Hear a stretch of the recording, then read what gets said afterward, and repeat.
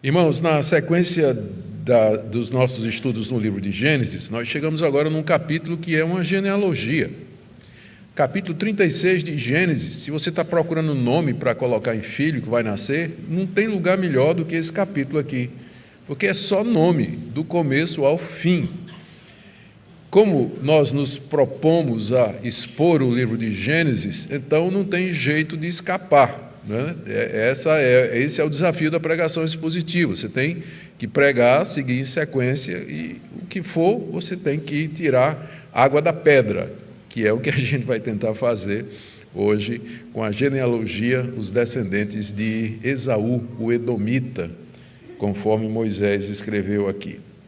Então mantenha a sua Bíblia aberta, por gentileza, em Gênesis capítulo 36, e nós faremos a leitura à medida que nós prosseguirmos com a exposição. Na mensagem anterior, nós vimos o registro que Moisés fez do nascimento do último filho de Jacó, chamado Benjamim, e a morte da sua mãe Raquel, por ocasião do parto. Raquel tinha chamado o menino de Benoni, que significa filho da minha tristeza, mas Jacó optou por chamá-lo Benjamim, já pensando no futuro. É um nome que pressagia alegria, ajuda, pode significar filho da minha mão direita. Isso tudo aconteceu quando Jacó estava descendo de Siquém para Hebrom, com o objetivo de ver o seu pai Isaque. E Raquel faleceu ali na região de Efrata, próxima de uma cidade chamada Belém, que um dia se tornaria famosa pelo nascimento do Salvador. Também Moisés registra no capítulo anterior o pecado do filho mais velho de Jacó, chamado Ruben, que deitou-se com Bila, concubina de seu pai, e que era serva de Raquel, que tinha morrido, talvez com o objetivo de ratificar ou confirmar que ele era o primogênito e que tinha os direitos da linhagem santa, e não aquela criança que nasceu e que foi, apesar da tristeza da morte da mãe, motivo de alegria para o pai. E isso gera a primeira lista que nós temos na Bíblia dos 12 filhos de Jacó. Quem são, então, os 12 filhos de Jacó? Quem são aqueles que serão chamados de patriarcas e os cabeças das tribos que haverão de herdar a terra prometida? A lista está aí no capítulo 35. Continuação, Moisés nos fala como Isaque chega em Hebrom para visitar o seu pai, e algum tempo depois Isaque, com 180 anos, morre e é sepultado pelos dois filhos, Jacó e Esaú, juntos outra vez depois da reconciliação. Agora nós veremos o registro que Moisés faz da descendência de Esaú, que é o capítulo 36, encerrando assim a segunda grande divisão do livro de Gênesis. Os irmãos lembram que no início nós dissemos que o livro de Gênesis tem 3 grandes partes. E a primeira é o relato da criação do mundo, que vai até Babel, capítulo 1 até o capítulo 11. A segunda parte é a história de Abraão e de Isaque, que vai do capítulo 12 até o 36, encerra hoje com o capítulo 36. E a terceira parte, se Deus quiser, começamos na próxima pregação, que é a história dos 12 filhos de Jacó, especialmente a história de José, que vai do verso 37 a 50, e aí teremos coberto todo o livro de Gênesis. A passagem do capítulo 36 começa declarando o que ela é, o registro dos descendentes de Esaú, irmão de Jacó. Veja aí o verso 1. São esses os descendentes de Esaú, que é Edom. Moisés diz aqui que ele é chamado de Edom por 2 motivos. Primeiro, quando ele nasceu, ele era ruivinho, coberto de pelo vermelho, por isso foi chamado de Esaú ou Edom, que significa vermelho.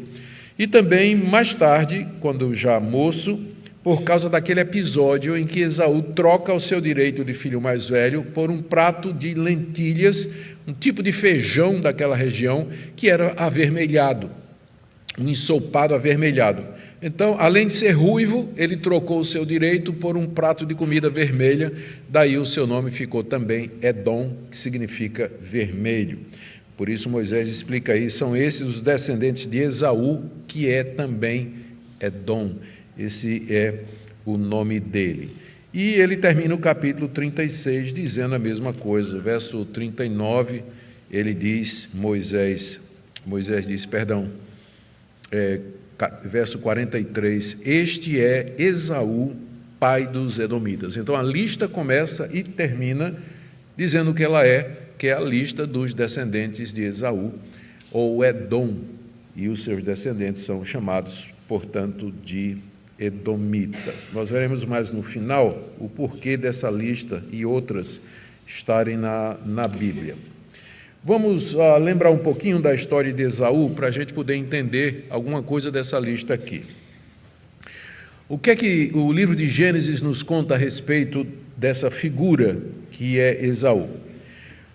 Primeiro, narra uma profecia que foi dada a respeito de Esaú quando ele estava no ventre da sua mãe, Rebeca, juntamente com seu irmão gêmeo, Jacó. Essa profecia foi de que, apesar dele ser o filho mais velho, ele seria o mais velho, entretanto, ele seria o servo do mais novo. A profecia dizia que, apesar dele ser o primogênito, a primogenitura seria do seu irmão gêmeo mais novo. Isso aconteceu quando eles estavam ainda no ventre de sua mãe, Rebeca. Aparentemente, o pai, Isaque, não prestou muita atenção nisso aí. Mais adiante, alguns versículos depois da narrativa do nascimento de Esaú, Moisés registra como essa profecia se cumpre quando o próprio Esaú, voluntariamente, vende o seu direito de filho mais velho a Jacó por um prato de comida vermelha, um prato de cozido, por isso que nós já mencionamos, e dessa forma a profecia se cumpre. E aqui a gente vê como as coisas funcionam. Deus diz que vai acontecer e as pessoas tomam decisões por conta própria e fazem a palavra de Deus acontecer exatamente como Deus tinha dito. É a soberania de Deus agindo através das decisões livres dos seres humanos. No final, vai ser exatamente do jeitinho que Deus queria. E você terá contribuído para isso, tomando decisões livres que você quis tomar e fazer. De uma maneira que nós não sabemos, esse Deus todo-poderoso, misterioso, ele conduz a história de acordo com o seu plano, e nesse plano estão as nossas decisões, pelas quais nós somos responsáveis. Esaú vendeu o seu direito de primogênito, exatamente como havia sido profetizado. Apesar disso tudo, parece que Isaque não entendeu o propósito de Deus e planejava abençoar seu filho mais velho, Esaú. E aí temos, no capítulo 27, a história de como Jacó rouba aquilo que já era seu, por profecia e por venda. Já era dele, mas que lhe era negado. O pai queria abençoar o mais velho, como sendo o primogênito. Então, Jacó se fantasia de Esaú e rouba a bênção que pertencia ao irmão mais velho. E o que provoca a ira de seu irmão Esaú, que pede pelo menos uma bênção ao pai Isaque. Será que você não deixou nenhuma bênção para mim? A Isaque disse, não, eu abençoei teu irmão, ele esteve aqui, roubou a tua bênção, que na verdade era dele, de Jacó. Ele levou a bênção, não sobrou nada, mas meu pai me abençoa pelo menos com alguma coisa. E aí o velho pai, já cego, abençoa Esaú, dizendo que ele seria um homem guerreiro, que moraria longe do irmão, iria servir o irmão por um tempo, mas depois se rebelaria. Mais adiante eu vou ler essa profecia com mais detalhes. Então foi essa bênção, profecia que Isaque pronunciou sobre Esaú. E Esaú saiu dali disposto a matar o seu irmão Jacó. E a Rebeca, a mãe, quando descobriu que isso ia acontecer, deu um jeito de mandar Jacó para a casa do seu irmão Labão, onde lá ele se casa, cria família, adquire bens. Enquanto isso, Esaú fica em Hebrom, se consolando com a ideia de que um dia ele vai matar o irmão, pelo que o irmão havia feito.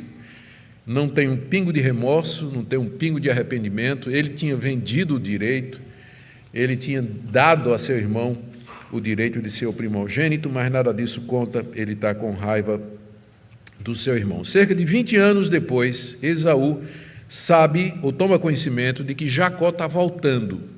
E Jacó está voltando com esposas, filhos, gado, bens, tesouro. E aí ele reúne 400 homens e parte para o encontro do irmão, 20 anos depois. Só que a essa altura tem uma lacuna na Bíblia. Alguma coisa aconteceu com Esaú, que o coração de Esaú se abrandou. Ele vai ao encontro do irmão com 400 homens, mas não tem o objetivo de matar o irmão, mas como ele tinha planejado, mas de se reconciliar com ele. E a história da reconciliação dos dois irmãos é muito bonita. Primeiro, Jacó tem que brigar com Deus no vale do Jaboque e ser quebrantado ali. Depois ele faz toda uma preparação em que ele pede perdão, por assim dizer, ao seu irmão Esaú pelo que fez, enviando presentes e mais presentes numa determinada sequência para o seu irmão. O final dá tudo certo e eles se reconciliam na região do Vale do Jaboque. Esaú perdoa o que o irmão fez, aceita os presentes, não mexe no fio de cabelo do seu irmão e eles se separam ali. Esaú retorna para o monte Seir, ou para a região que ficou chamada de Edom, enquanto que Jacó entra para a terra de Canaã. Depois de morar um tempo em Sucote, ele vai para a terra de Siquém e continua descendo para onde está o seu pai. Finalmente, a última coisa que nós lemos a respeito de Esaú é o que vimos na mensagem anterior, que ele está presente no enterro do seu pai. O velho Isaac falece aos 180 anos, fazia 40 anos que ele estava se preparando para morrer, não é? E a morte não vinha, esperando pela morte chegar, e a morte não vinha. E aos 180 anos a morte chegou, então ele é sepultado e os dois irmãos estão juntos ali e depois se separam definitivamente, como a gente vai ver aqui. Nós podemos entender, então, as razões pelas quais, quando a gente revê a história e vê o registro agora do capítulo 36 dos descendentes de Esaú, a gente pode entender por que Moisés gastou tempo pesquisando, levantando esses registros, essa genealogia, o nome de gente morta que não tem significado nenhum para nós. Por que ele fez isso? Bem, ele já tinha registrado a descendência de Ismael, que era o irmão de Isaque. E agora ele deseja encerrar um ciclo para que ele comece a narrar a história dos patriarcas, filhos de Jacó. Ele quer narrar a história de José, mas precisa fechar, né? Precisa dar um encerramento àquela história que começa com o nascimento de Jacó e de Esaú. Então ele termina, por isso que ele usa essa genealogia. Ele quer também mostrar o cumprimento das promessas de Deus. Havia promessas referentes a Esaú e havia promessas referentes a Jacó. E Moisés narra como fielmente Deus haveria de cumprir tudo o que ele tinha prometido. E outro motivo que nos parece é que Moisés deseja mostrar como Deus abençoou Esaú. Nós vamos ver como Deus abençoou Esaú, porque ele era filho de Isaque, que era herdeiro das promessas, embora Esaú estivesse fora da linha da promessa, uma vez que ele vendeu seu direito de primogenitura. Mas, apesar disso, Deus o abençoou, Deus o cercou de muitas bênçãos e de uma descendência numerosa e poderosa, como nós iremos ver em seguida.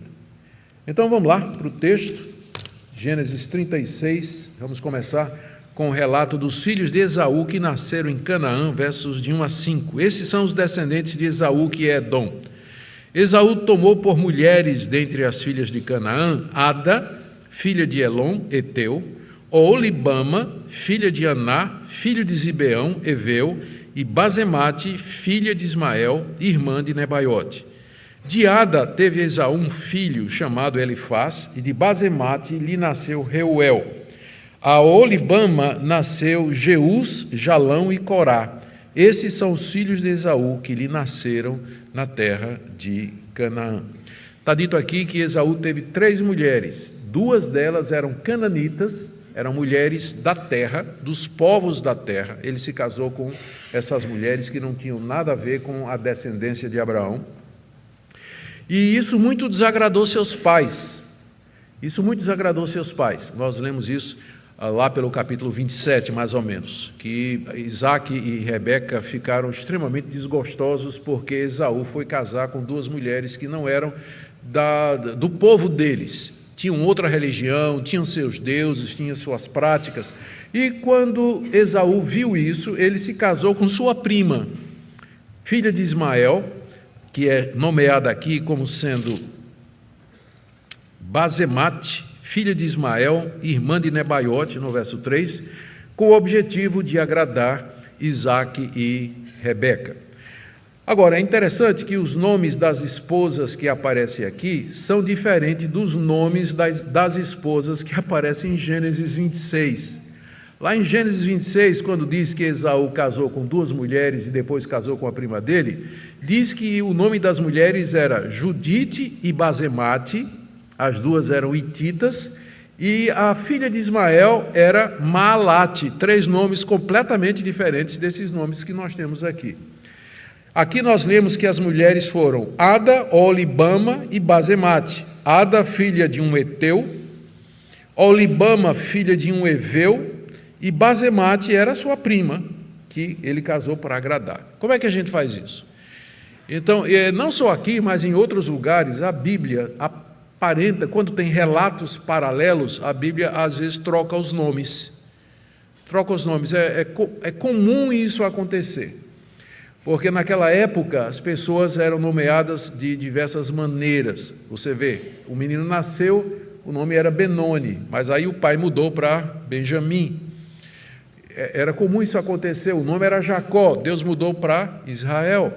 O nome era Abrão, Deus mudou para Abraão. Então, no Antigo Oriente, nomes eram fluidos, eles variavam. Uma mulher solteira tinha um nome, quando ela casava, ela ganhava outro nome. Então, é o caso aqui, provavelmente. São as mesmas mulheres, só que com outro nome. Então, Ada é a Judite, Olibama é a Basemate, e a Basemate é a Maalate, se vocês entenderam, tá certo? Então, a gente tem que lembrar desse detalhe, né, nas genealogias e nos registros que nós temos aqui. O fato é que essas 2 esposas cananitas, Judite /Ada e Basemate /Olibama, elas foram a fonte de sofrimento para Isaque e Rebeca na idade mais avançada. Os filhos que Esaú teve com essas esposas foram 5 filhos: Elifaz, Reuel, Jeus, Jalão e Corá. Nós não sabemos absolutamente nada a respeito deles, a não ser isso, que eles eram filhos de Esaú. Entraram na Bíblia só por conta dos pais, não é? Por conta do pai Esaú. E esses filhos, há um detalhe aí no verso 5, eles nasceram quando Esaú ainda morava em Canaã com seu pai Isaque e seu irmão Jacó. Significa que o velho Isaque ainda teve a oportunidade de brincar com os netinhos Elifaz, Reuelzinho, Geuzinho, Jalãozinho e Corazinho. O velho Isaque ainda botou no colo essa criançada toda antes de morrer, porque esses filhos nasceram lá em Canaã. Bom, passado algum tempo, Esaú sai de Canaã. Ele sai da terra de lá de Hebrom, onde ele morava com seu pai. Versos 6 a 8, vamos ler. Esaú tomou as suas mulheres, os seus filhos, as suas filhas, todas as pessoas de sua casa, o seu rebanho, todo o seu gado, todos os bens, tudo o que havia adquirido na terra de Canaã, e os levou para outra terra, longe de seu irmão Jacó. Porque os bens deles eram muitos para habitarem juntos, e a terra de suas peregrinações não os podia sustentar por causa do seu gado. Então Esaú, que é Edom, habitou no monte Seir. Algumas observações aqui. A primeira delas, no verso 6, é que é dito que Esaú tomou as suas mulheres, eram 3, nós já vimos, os seus filhos, que eram 5, e as suas filhas, que não são nomeadas. Então, isso faz parte do costume do Antigo Oriente. Ele teve 5 filhos, mas teve filhas também. Só que a gente não sabe o nome, porque naquela época a mulher ocupava uma posição secundária com relação à genealogia, que geralmente se contava pelo pai. A genealogia vinha pelo pai, por isso, como se trata de uma genealogia aqui, o nome das filhas de Esaú são omitidos. Essa é uma observação. A segunda observação é que quando Jacó chega em Edom para morar com seu pai, Esaú já morava naquela região, ele morava no Monte Seir. Se você olhar no mapa, o Monte Seir fica na região de Edom, que fica bem ao sul do Mar Morto, fazendo fronteira com Canaã e Hebrom. Então, ele morava vizinho do pai, e já entrando, as terras se misturavam.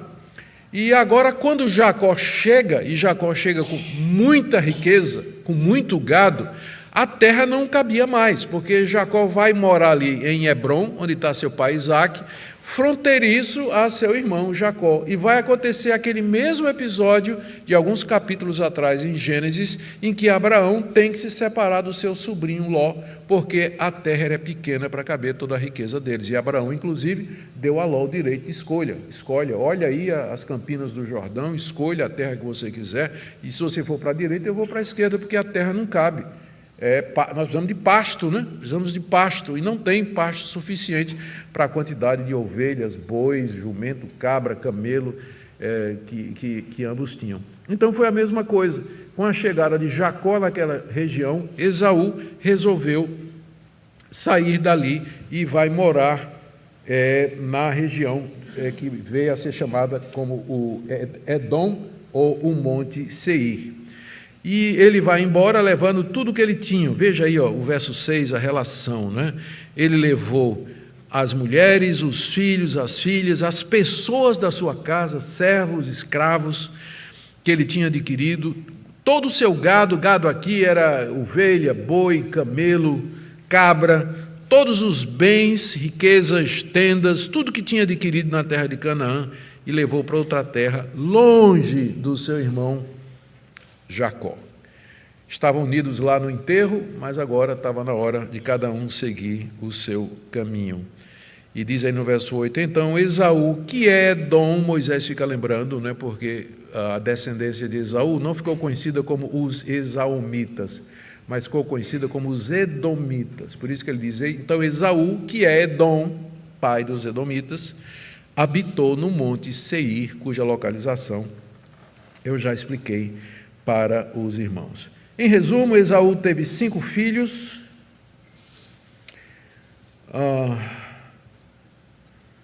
10 netos, dos quais vieram 14 tribos que habitaram no Monte Seir, na região de Edom, que é isso que Moisés vai dizer agora. Por que Moisés vai dizer isso agora? Vocês têm que lembrar o contexto. Moisés está contando essa história para os israelitas, para os 12 filhos de Jacó, era tudo primo de Esaú, né? Para as 12 tribos de Jacó, que não tinha nada, que tinham vivido 40 anos no deserto, e agora iam atravessar o Rio Jordão somente com a promessa de que Deus ia abençoar. E ali ao lado deles estava o primo rico, Edom, 12 príncipes, tribos, habitando no monte, poderosos, reis. Então, como é isso? Quem que foi abençoado afinal? Quem foi abençoado afinal? Então tenha isso em mente. Moisés está narrando a grandeza de Esaú, dos Edomitas, que tem um papel importante na história de Israel. Eles têm um papel importante na história de Israel.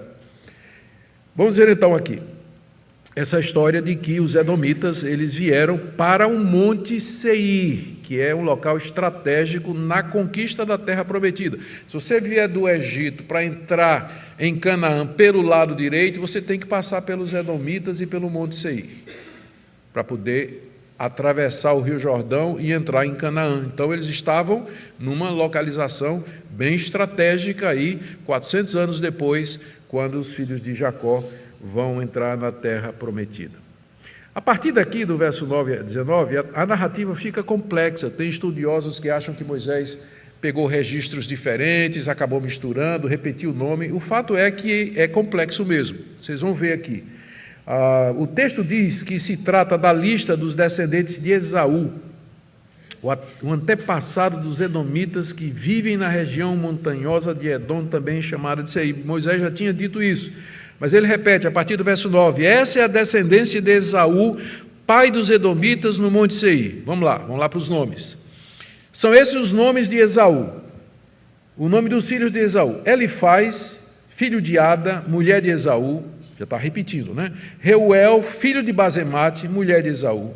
Os filhos de Elifaz foram Temã, Omar, Zefô, Gaetã, Kenaz. Tímina era concubina de Elifaz, filho de Esaú. Ela deu à luz Amaleque. Interessante que esse Amaleque é o pai dos amalequitas, que serão um povo que mais deu trabalho a Esaú e a Saul, ao rei Saul, e depois ao rei Davi também. Estes são os filhos de Ada, mulher de Esaú. E os filhos de Reuel são esses: Naate, Zerá, Samá, Mizá. Esses foram os filhos de Basemate, mulher de Esaú. A Basemate era a prima dele, filha de Ismael. São estes os filhos de Oolibama, filha de Aná, filho de Zibeão, mulher de Esaú. Ela deu a Esaú Jeús, Jalão e Corá. São esses, já viram a repetição dos nomes, não é? São esses os chefes dos filhos de Esaú. Chefes aqui pode ser traduzido como príncipe, líder de clã, rei. São estes os chefes dos filhos de Esaú. Os filhos de Elifaz, o primogênito de Esaú. Os chefes Temã, Omar, Zefô, Kenaz, Corá, Gaetã, Amaleque. Estes são os chefes que nasceram a Elifaz na terra de Edom, são os filhos de Ada. São estes os filhos de Reuel, filhos de Esaú. Os chefes Naate, Zerá, Samá e Mizá. Estes são os chefes que nasceram a Reuel na terra de Edom, são os filhos de Basemate, mulher de Esaú. São esses os filhos de Oolibama, mulher de Esaú, os chefes Jeú, Jalão e Corá. São esses os chefes que descendem de Oolibama, filha de Aná e mulher de Esaú. São estes os filhos de Esaú, isto é, Edom, e estes são os seus chefes. Você notou que a ênfase aqui nessa genealogia agora é na palavra chefe. Esses são os chefes. Chefe é príncipe, é líder de clã. O que Moisés está fazendo é que de Esaú saiu um povo organizado, saíram tribos, como as 12 tribos de Israel. Como as 12 tribos de Israel. Então, organizadas com seus chefes, com os seus líderes, era um povo poderoso, era um povo a ser temido. Eles são chamados de chefes exatamente porque eles se tornaram líderes. Eu tentei resumir aqui, e o resumo, em outras palavras, é esse: Esaú teve 5 filhos e 10 netos, dos quais vieram 14 príncipes e reis e chefes, que formaram 14 tribos, 2 a mais do que Jacó, que habitavam no Monte Seir, na região de Edom. Repetindo, Esaú teve 5 filhos, 10 netos, de onde vieram 14 tribos que dominavam a região de Edom, ao sul do Mar Morto, e focavam especificamente no Monte Seir. É um povo numeroso e forte que dominava naquela região. A quinta parte da genealogia é do verso 20 até 30, que parece que não faz o menor sentido. Agora ele vai dar a genealogia dos Horeus, né? Os Horeus. Então, o que tem os Horeus a ver com os Edomitas, né, ou com a nossa história? É que os Horeus eram o povo que morava em Edom antes de Esaú se mudar para lá. Então, está implícito que Esaú, com seus descendentes, seus 5 filhos, 10 netos, 14 clãs, invadiram aquela região, exterminaram os Horeus. E Moisés deixa aqui o registro desse povo extinto, o nome dos líderes que foram extintos pela invasão dos edomitas naquela região. Então vamos ler aí, e inclusive para dizer por que o nome é Seir, Monte de Seir, porque os moradores originais, o rei deles era chamado de Seir, e foram todos conquistados por Esaú. Vamos ler a partir do verso 20 aí, até o verso 30. São estes os filhos de Seir, o Horeu, moradores da terra de Edom: Lotã, Sobal, Zibeão e Aná, Dizon, Ezé e Dizã. Esses são os chefes dos Horeus, filhos de Seir, na terra de Edom. Os filhos de Lotã são Ori e Omã, a irmã de Lotã é Tímina. Aparece uma mulher aqui, está vendo? Deve ter sido uma guerreira e tanto. São esses os filhos de Sobal, Alvã, Manate, Ebal, Sefo e Onã. São esses os filhos de Zibeão, Aiá e Aná. Esse é o Aná que achou as fontes termais no deserto, quando apacentava os jumentos de Zibeão, seu pai. Então havia essa lenda local a respeito desse homem que achou fontes de águas quentes, né? É o Caldas Novas do Antigo Oriente, foi ele que descobriu, procurando jumento. Onde é que você vai procurar jumento? Aí volta com um negócio organizado de fontes termais, né? Então acontece muito na vida, né? A pessoa sai para procurar jumento e volta um empresário de águas termais. Foi o caso aqui do tal do Aná. Então essa história corria naquela época, os leitores de Moisés reconheceriam perfeitamente a história, por isso que ela está aqui, não é? Como se disse, só esse Aná aqui que eu estou falando é aquele daquela história que vocês conhecem. São esses, verso 25, são esses os filhos de Aná, Dizon e Oholibama, filha de Aná. Essa Oholibama aqui pode ser a que veio a ser esposa de Esaú. Estes são os filhos de Dizon, Enrã, Endã, Esbã, Itran e Querã. São esses os filhos de Ezer, Bilã, Zavã e Acã. São esses os filhos de Dizã, Uz e Arã. São esses os chefes dos Oreus, Lotã, Sobal, Zibeão, Aná, Dizon, Ezer e Dizã. Então são 1, 2, 3, 4, 5, 6 e 7. Então eram 7 príncipes, filhos de Seir, Oreus, que moravam na montanha e que foram desapossados por Edom, por Esaú, que tomou conta de toda aquela região. E aí terminamos aí do verso 31 até o verso 43, com os reis e chefes que vieram de Edom. Vamos ler aí? Verso 31, são estes os reis que reinaram na terra de Edom, antes que houvesse rei sobre os filhos de Israel. Em Edom reinou Belá, filho de Beor, e o nome da sua cidade era Dinabá. Belá morreu, em seu lugar reinou Jobabe, filho de Zerá de Bosra. Morreu Jobabe, e em seu lugar reinou Uzão da terra de Temanitas. Morreu Uzão, em seu lugar reinou Hadad, filho de Bedade, o que derrotou Midian no campo de Moabe, também era outra história local. O nome da sua cidade era Avite. Morreu Hadad, e em seu lugar reinou Samlá de Masreca. Morreu Samlá, em seu lugar reinou Saul de Reobote. Não tem nada a ver com Saul, rei de Israel. Morreu Saul, e em seu lugar reinou Baal-Anã, filho de Aqubor. Morreu Baal-Anã, filho de Aqubor, em seu lugar reinou Adar. O nome da sua cidade era Paú. A gente não sabe por que dessa referência aqui, é a única. E o nome da sua mulher era Meetabel, filha de Matrede, filha de Mesaabe. São estes os nomes dos chefes de Esaú, segundo as suas famílias, seus lugares, seus nomes. Os chefes Timna, Alva, Getete, Olibama, Elá, Pinom, Kenaz, Temã, Misbar, Magdiel e Irã. Estes são os chefes de Edom, segundo as suas habitações na terra que possuíam este Esaú, pai dos Edomitas.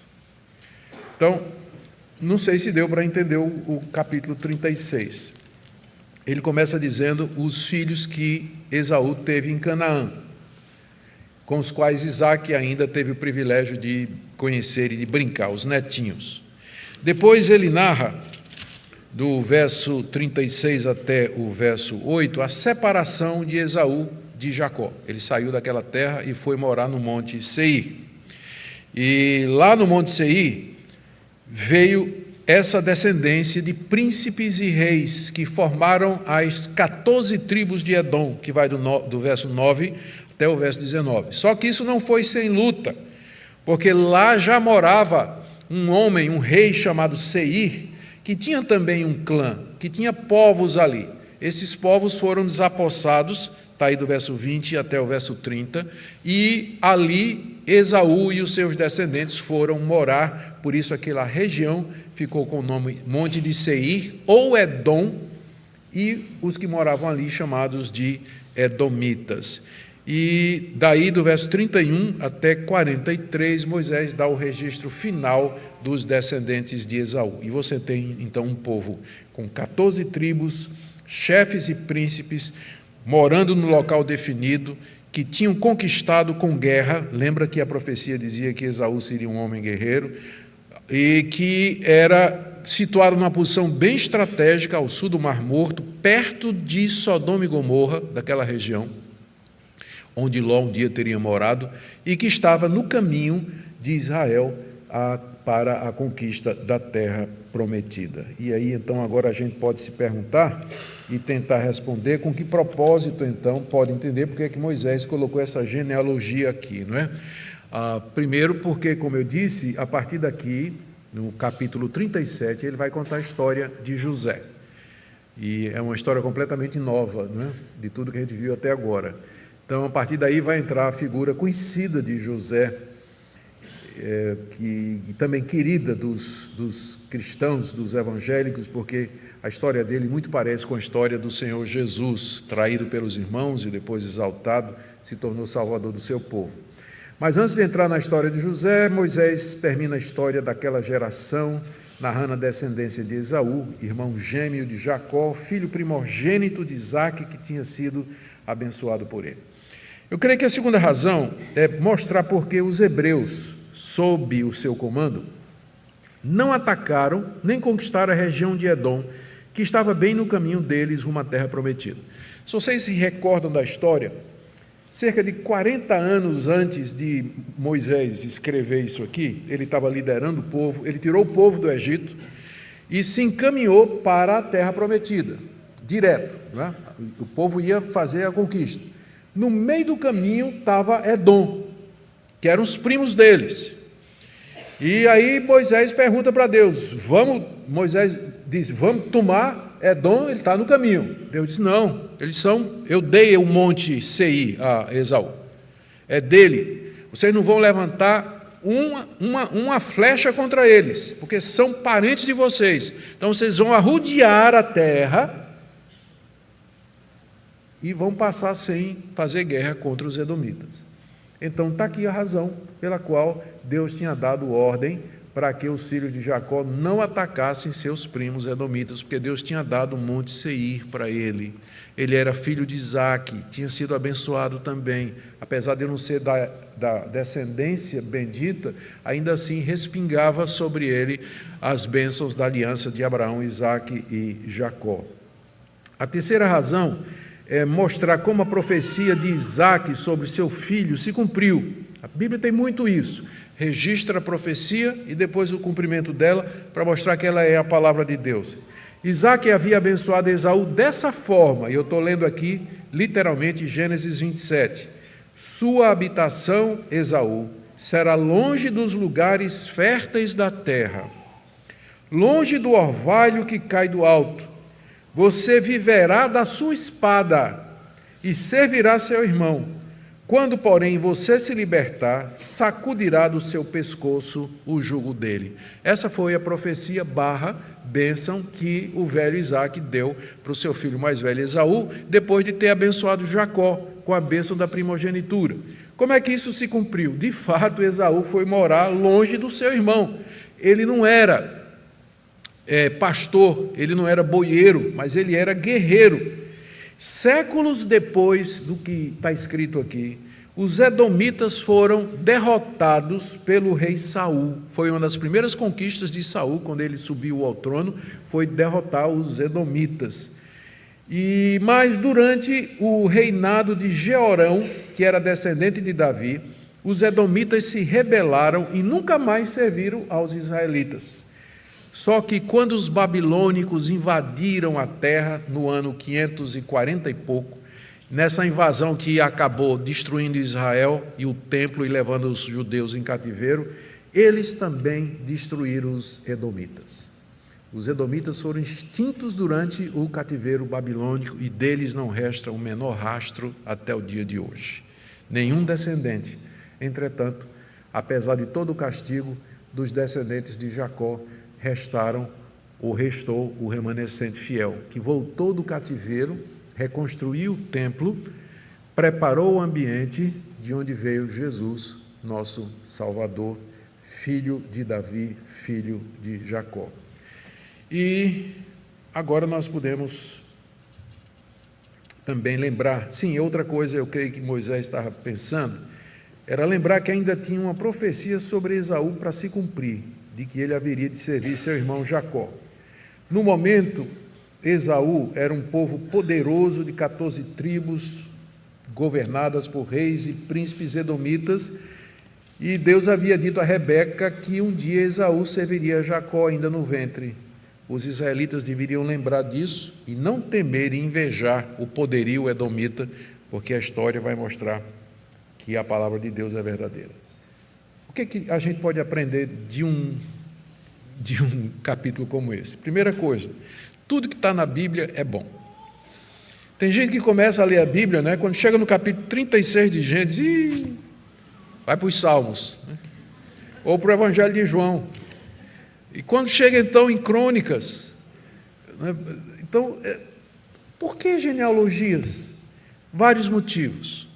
Primeiro, para mostrar que a Bíblia narra fatos que estão enraizados em acontecimentos históricos. A Bíblia tem a ver com pessoas que existiram, que um dia viveram, um dia morreram, fizeram história, tiveram seus nomes registrados em algum registro babilônico, egípcio, hebraico, do Antigo Oriente. A Bíblia usa isso aí para dizer que ela está narrando história. Ela não é lenda, não é mito, não é invenção da cabeça de Moisés. Ele lida com povos reais, feito de gente que existiu e que estão no cemitério e tem o registro da morte deles. Então, a Bíblia usa a genealogia para se ancorar na história, para dizer que ela é a narrativa dos atos salvadores de Deus na história humana. Não é lenda, não é mito, não é fábula, não é invenção. Mas ela conta história, fatos. Você ouviu isso diferente, naturalmente, na universidade, na sua escola, do seu professor, que provavelmente é tão ignorante que nunca nem leu a Bíblia, mas está simplesmente dando uma de papagaio, repetindo o que professores ficam dizendo uns aos outros, sem nunca ter aberto a Bíblia para ler e verificar por eles mesmos aquilo que eles estão dizendo. Então, isso está aí. Eu creio que uma outra razão que as genealogias estão aqui é para dizer para você, um dia você vai morrer. Um dia você vai estar numa lista dessa. Por enquanto você se sente jovem, alegre, feliz, disposto, tem planos, tem projetos, a vida parece bela, tem tantas coisas, mas um dia seu nome vai estar numa lista dessa. Viveu fulano, morreu. Lembra que tem uma lista aqui que é morreu fulano e no lugar dele reinou cicrano. Morreu fulano, no lugar dele reinou cicrano. Um dia isso vai acontecer e seu nome vai simplesmente ficar num registro. E à medida que os anos passam, nós vamos ser esquecidos. Pensa nos homens, nas mulheres que viveram há 100 anos atrás, 120 anos atrás. Onde estão eles? Onde está a memória deles? Se perdeu, veio uma geração, depois outra geração. Isso para mostrar que nós não somos nada. Nada. A única coisa que vale a pena desse mundo é a eternidade que nós levamos daqui, mediante a fé na pessoa do Senhor e Salvador Jesus Cristo, da comunhão com Deus. Tudo mais vai passar, seu nome vai passar. Os livros que eu escolhi, que eu escrevi, daqui a 40 anos, ninguém nem lembra, ninguém nem sabe se existia uma relíquia pendurada num sebo ou em algum lugar lá. Tudo vai passar. O que importa é aquilo que nós levamos para a eternidade na presença de Deus. Terceira coisa que eu queria... Eu vou terminar só com uma aplicação aqui. A gente não, enquanto passa a nossa vida fugaz e temporária aqui nesse mundo, a gente não deve invejar os ímpios enquanto eles prosperam.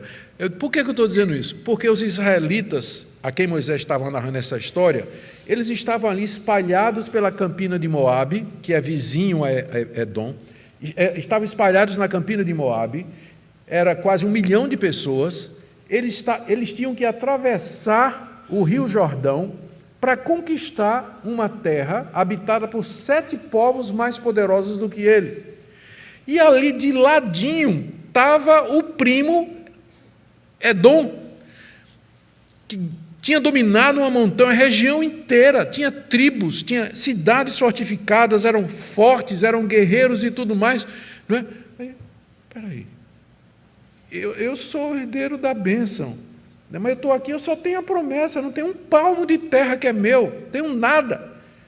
O que eu tenho é um rio para atravessar, não sei como é que eu vou fazer. Do outro lado tem gente braba esperando a gente para brigar, porque não vão dar terra de graça. E a promessa de Deus, enquanto que os filhos de Esaú, nós somos filhos de Jacó, os filhos do irmão dele, Esaú, estão aí, pegaram uma parte maravilhosa ao sul do Mar Morto, uma região próspera e tudo, a gente não pode nem atacar. Às vezes a gente inveja os ímpios, a gente olha assim e diz, rapaz, esse cara, olha a corrupção, a ladroagem, as mentiras, está prosperando. E a gente que quer fazer a coisa certa, quer o que é verdadeiro, o que é reto, é só pau na cabeça, parece que não dá certo, parece que a vida não anda, trava, parece que quanto mais reto e honesto a gente quer ser, mais difícil a vida fica. Não tenha inveja do ímpio. Séculos depois os edomitas deixaram de existir. Nabucodonosor passou com uma patrola por cima deles. Não sobrou nenhum até o dia de hoje. Enquanto que o povo da promessa subsistiu e virou uma grande nação, uma nação espiritual feita de gente de todas as línguas, povos e nações, que é a igreja do Senhor Jesus, da qual você faz parte, da qual eu faço parte também, mediante Jesus. Não inveje o ímpio quando ele prospera, mas diz assim, Senhor, dá-me contentamento para te servir aqui nesse mundo, enquanto eu aguardo aquele grande dia em que herdarei a terra, conforme o Senhor prometeu. Amém?